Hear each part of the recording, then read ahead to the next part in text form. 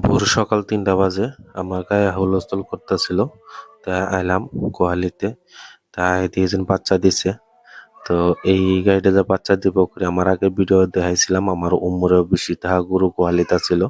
এই বাচ্চা দেওয়ার টাইমে যাতে কোনো বিশেষ অসুবিধা না হয় তার জন্য আমার পুরানো গোহালিতে এক্সট্রা করে রাখছিলাম।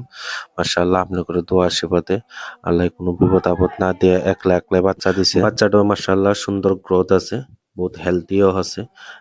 মোটামুটি ওয়েট ধরে নেন 50 কেজি প্লাস আছে। ওই বাচ্চাটা যিনি নাকি দেখতেছেন ঠ্যাং হাত পাও হলস্টিয়ান বাচ্চা হয়েছে।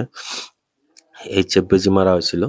তো বাচ্চারও দামড়া বাচ্চা হয়েছে, কিন্তু মাশাআল্লাহ আপনাকে দোয়া আশীর্বাদে যথেষ্ট মানে সুস্থ সবল।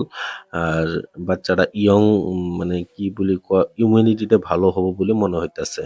হ্যাঁ, গায়ে একা একলা একলা বাচ্চা দিয়ে সেটা সুন্দর করে বাচ্চাটা ছাড়তেছিল।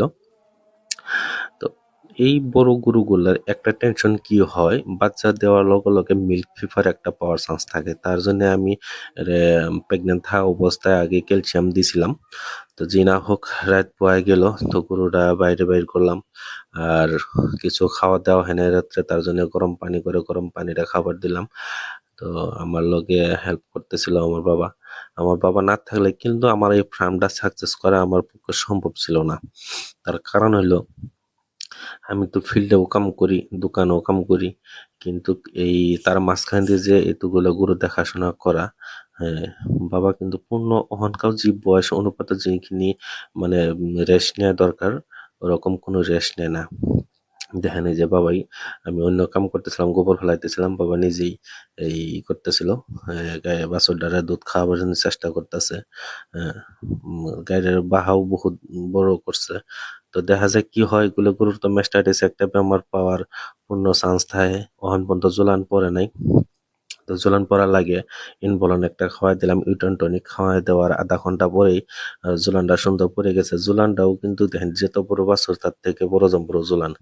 আমার গরুটার যত্ন করার অবস্থাতে আর একটা বাচ্চা ছাগল নিয়েছে, বাড়িতে ছাগল নিয়ে এসেছিল, বাচ্চা দিবার পারছিল না। তো বাচ্চা দেখেন যাই যেটা কাম না পান ওটা উস্তাদে করা লাগে না। হ্যাঁ, বাড়িতে টাইনে টুইনে এই বাচ্চাটা ঠ্যাং পারাইছে, মানে লগে লগে টান দিছে, আটকে গেছে গা। তারপরে হাত ভিতরে ঢুকাইছে থুতা ধরে টাইনে থুতার তলে যে মারিগুলা একদম ভাঙ্গে গুড়া করে করে এলাইছে। দাঁত গলে উড়ে উড়ে গেছে। ভিতরে জিভে ধরে টানছে, জিভে দেখেন আদা ছেঁড়া ছেঁড়া হয়ে গেছে গা। কিন্তু আল্লাহর কি অশেষ নিয়ামত। আহ, প্রায় এই আপনার 2 থেকে 3 ঘন্টা টেমরার চেষ্টা করছে বাচ্চারা বাইর করা পায়নি। আমার উনি আনি পরে আমি বাচ্চারা বাইর করলাম।